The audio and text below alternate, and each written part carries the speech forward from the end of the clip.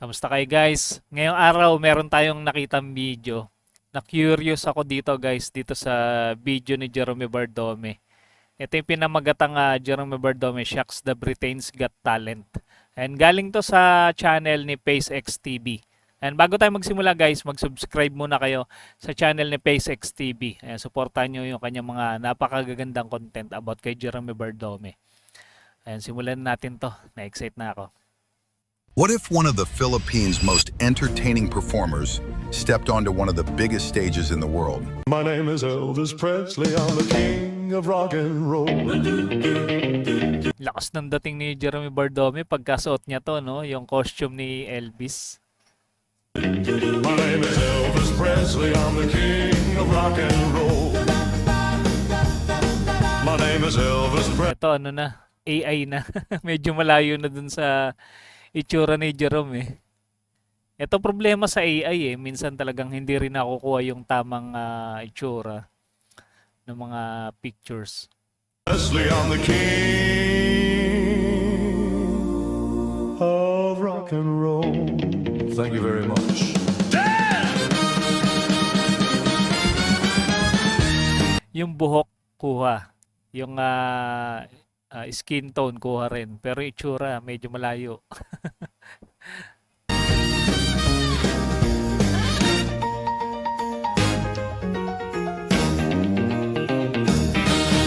What if Jerome Everdome joined Britain's Got Talent?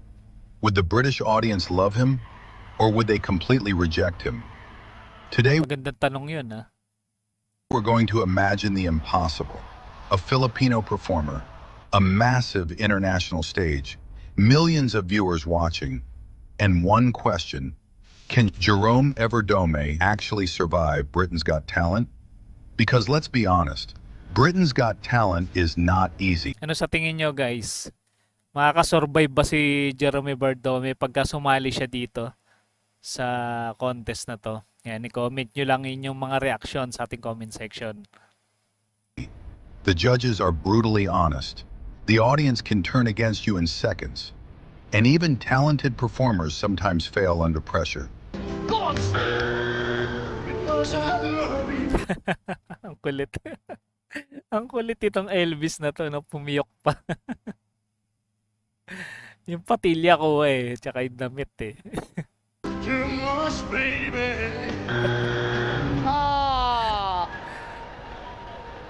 What do I do now? Nagtanong pa. now, innit? But Jerome is Kulit. different. He has charisma. Tama si PaceX doon.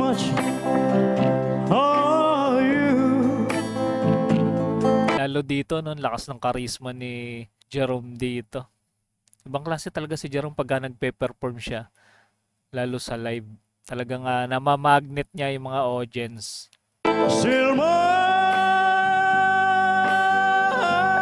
He has confidence. I just never took the time. You're always on my mind. Maraming baon si Jerome na confidence. Sa tingin ko lang. He has stage presence. Knock and the door shall be open. Seek and you will find. I'll be waiting there. Ito yata yung concert sa SM, no? Muntinlupa. With my arms unfurled. And most importantly, he knows how to entertain people. Natutuwa ako dito kay PaceX TV. Yung maskara niya umiilaw-ilaw. Nakaiba, no? Pero yung boses niya parang ano yata to eh. AI yata yung gamit niyang boses. And I guess I never told you. Thank you very much. Dito sinabitan pa siya ng I'm so happy that you're mine. Tama ba? Garland ba tawag doon? Garland. Yung sinasabit sa kagaya ni Elvis. Yan, i-comment nyo nga guys. Correct nyo ako kung mali. So today we're breaking down exactly what could happen if Jerome Everdome walks into the Britain's Got Talent auditions. Would he become viral worldwide? Would Simon Cowell love him? Or would this become one of the most shocking auditions ever? Let's find out. Face Mahirap kasi please dito si Simon eh. Lalo pagka mga Pilipino, no? XTV.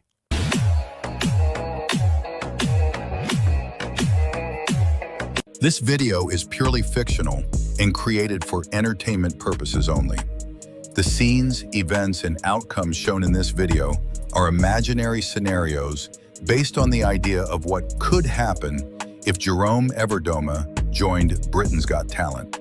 This is not official footage, not affiliated with Britain's Got Talent. Magaling din gagawa ng content to eh, si PaceX TV. And does not represent real events or real participation. All edits, visuals, and storytelling are fan-made and intended solely for creative entertainment. Face XTV.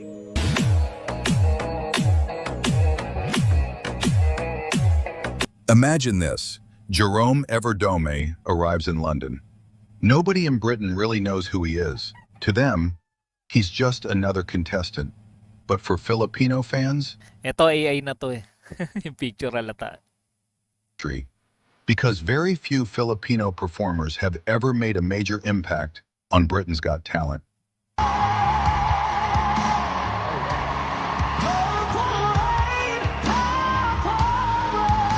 Ito yung huling Pinoy na nag-viral, no? Anong ang pangalan nito? I-comment nyo nga guys sa mga nakapanood. Alam ko nag-viral to eh. Talagang nagustuhan siya eh, nila Simon. And Jerome entering that stage would immediately create curiosity. The moment he walks out, people would notice him. Why? Because Jerome has a unique aura. He doesn't look nervous. He looks confident. He looks ready. And confidence matters a lot on BGT. Tama. Si Jerome pagka nasa stage, hindi mo maramdaman na kinakabahan siya. Para lang siyang naglalaro sa stage. Ini-enjoy niya bawat minuto. The judges immediately start asking questions. Where are you from? What inspired you to join? What kind of act are you doing tonight? And Jerome answers proudly, I came from the Philippines, and I want to show the world Filipino talent. Boom. Galing din gagawa ng senaryo ni PaceX, no? Talagang kunwari nagsasalita si Jerome Everdome. Instant audience support. Because BGT audiences love underdog stories, especially international contestants chasing impossible dreams. Now here's where things get interesting. The crowd still doesn't know if Jerome is actually good, but they become emotionally invested. And emotionally invested audiences are powerful. Now let's talk about Jerome's biggest challenge. Not talent, not singing, not performance. The real challenge is this. British audiences are very hard to impress. And Simon Yun lang. Ganun pala yung mga Breton. Mahirap sila i-impress. Cowell, he has seen everything. Thousands of singers, thousands of Gaya ni entertainers, Simon. thousands of performers trying to go viral. So Jerome cannot just be good. He needs to be memorable. That's the difference. If Jerome performs like a normal contestant, he gets eliminated. Simple as that. But if he performs with personality, Sa tingin ko naman paghahandaan to ni Jerome, pagka dumating tong araw na to na sumali siya sa ganyang kalaking contest, paghahandaan niya yan ng gusto, sa tingin ko lang. Talagang i-improve niya pa ng gusto kung ano man yung talent na meron siya. now things change. Because Jerome's biggest weapon is not just vocals, it's charisma. People naturally look at him. Tama. That matters on television, especially in talent shows. Sa tingin ko yun yung minahal sa kanya ng mga tao eh. Bukod dun sa talent niya, yung charisma niya iba talaga. Tsaka yung kung paano niya tinatrato yung mga fans niya, lalo yung mga senior citizen. Makikita nyo sa mga concerts niya eh talagang yinayapos niya pa. Nakakatuwa nga siya panoorin eh. Now imagine Jerome choosing a legendary song, maybe something emotional, maybe something powerful, or maybe even an Elvis-inspired performance. And suddenly, the audience starts reacting, not because the performance Ito yung mga unang sali niya sa ano, The Clones. Medyo payat pa si Jerome dito. is perfect, but because it's entertaining. And entertainment is everything on Britain's Got Talent. Remember, the show is not called Britain's Best Singer, it's called Britain's Got Talent. That means uniqueness matters more than Ito, ang goping niya dito. Bagay sa kanya yung ganitong buhok, no? Yung style ng buhok. Pati yung forma niya dito, yung damit niya dito, ang ganda. perfection. And Jerome has uniqueness. Now let's discuss the moment everyone would wait for. Simon Cowell's reaction. Because Simon can destroy a performance with one sentence. Tama. Nakakabayan eh si Simon pagka nagsalita na eh. Minsan kahit binibigay na nung contestant yung the best niya, kay Simon kulang pa rin eh. If Simon looks bored, it's over. If Simon stops paying attention, it's over. But if Simon leans forward, that means Yan yung reaction ni Simon pagka napamangha. Nalalaki mata. something special is happening. And honestly, I think Jerome would surprise Simon. Not because Jerome is the greatest singer ever, but because Simon respects performers who know how to command a stage. Jerome has that natural confidence, and confidence is rare. Most contestants walk onto BGT terrified. Ang alam ko nga, minanage din ni Simon yung boy band dati na Westlife. Kung di ako nagkakamali. Marami na yata siyang pinasikat na mga artists. Jerome feels like someone who would enjoy the pressure. Kiss me quick while we still have this feeling. Hold me close and never let me go. Now imagine halfway through the performance, the Si Simon ba'y naka-discover sa One Direction? Comment nyo nga guys, parang may naalala akong ganun eh. Na si Simon yung naka-discover. Parang sumali din yata sila sa hindi ko lang sure kung Britain's Got Talent ba yun o America's Got Talent. audience starts clapping. The judges start smiling, and Simon suddenly gives that famous smirk. That would be a huge moment, because Simon loves contestants who are marketable, and Jerome has something important, star energy. You can't teach that. Tama, napaka-importante kasi yung magmamarka ka sa audience di ba? May makikita nila yung unique na talent mo talaga.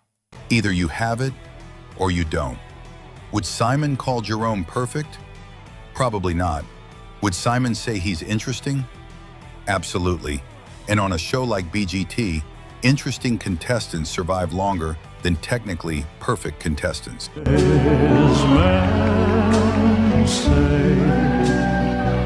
Ito yung unang pagkakataon na sumali si Jerome. Ilang ilang years na ba yung nakalipas? May 2 years na ba o 1 year, ganun. Yan, di ko kasi nasubaybayan tong umpisa ng The Clones I-comment nyo nga guys sa mga nakasubaybay. Only fools run. Can't fly and leave just hurting. Kiss me quick, make all those eyes. Love you so, love you so, love you so. Oh, let the band keep playing. All I dream of is your eyes. All I long for is your touch. Ang dami nakasubaybay kay Jerome kahit sa studio. Talaga nandun yung mga Jeromantics.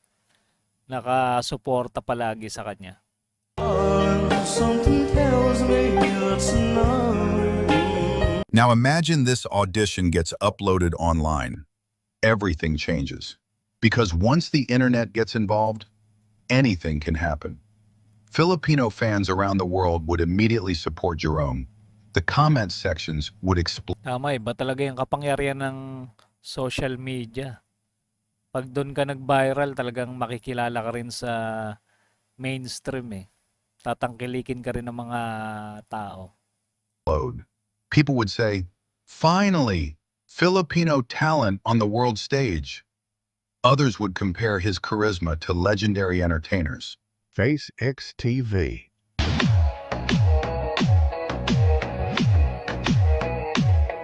So, can Jerome Everdome survive Britain's Got Talent? My answer, yes. But not because it Sangayon ba kayo guys kay PaceX TV? Ayan, i-comment nyo yung inyong mga reaction at sa loobin nyo dito guys, dito sa content ni PaceX TV. would be easy. It would actually be extremely difficult. The judges are tough, the competition is brutal, and international audiences are unpredictable. But Jerome has something many contestants don't have: presence. The moment he Tama. walks on stage, people pay attention, and that alone gives him a chance. Would he win the entire competition?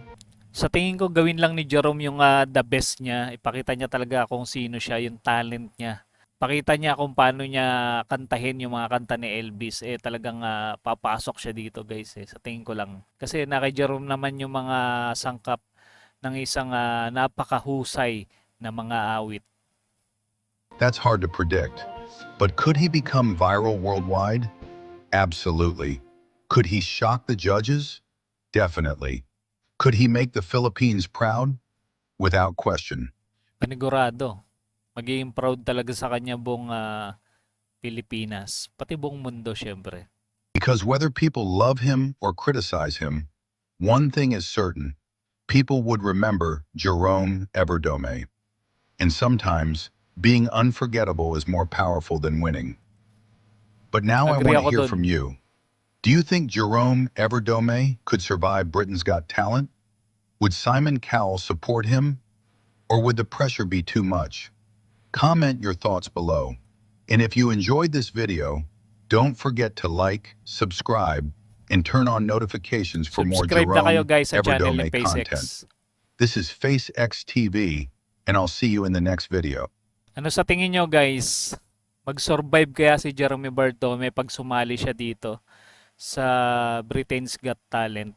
Hintayin ko yung mga sagot nyo guys sa ating comment section. Iisa-isahin ko yung babasahin guys. And paano, hanggang dito na muna tayo guys. Marami pa tayo i-content na video ni Jerome Bardome. Kita-kits ulit tayo sa mga susunod pang reaction video.